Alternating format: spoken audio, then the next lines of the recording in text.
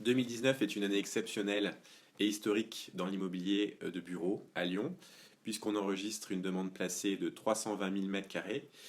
En réalité, on a fait en 3 trimestres, en 9 mois, le score de l'année 2018, ce qui vraiment souligne la santé du marché lyonnais au sein des grandes métropoles de France. Une augmentation de 30%, donc un score important, avec un volume de transactions qui reste stable, environ 450 transactions sur l'année 2019, sur ces 9 premiers mois, ce qui est tout à fait comparable aux 9 premiers mois de l'année 2018. Ce succès est dû notamment à la stabilité des grandes transactions, des très grandes transactions de plus de 20 000 m², ce qu'on appelle les méga deals, avec notamment Framatome, RTE ou Apicil, qui ont dopé considérablement le marché lyonnais.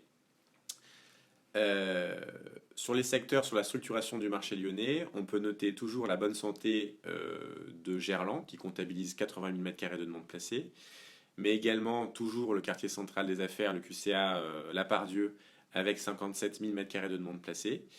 Et on peut noter également l'entrée, on va dire le vent en poupe, de Vèze, Lyon 9, avec environ 33 000 m² de demande placée. Ces trois pôles, on va dire, d'activité en tertiaire ont considérablement dopé le marché lyonnais. Les chiffres restent stables. On a toujours une valeur locative de 161 euros du mètre carré pour le marché de l'ancien, du seconde main. Sur le marché du neuf, les chiffres sont d'environ 232 euros du mètre carré.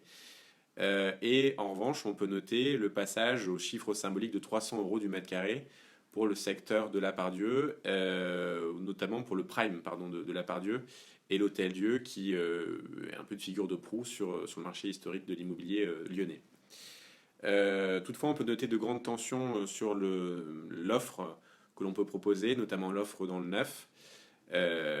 Trop peu d'offres qui peuvent justement un peu cristalliser les tensions et qui laissent un petit peu subodorer un marché 2020 un peu tendu.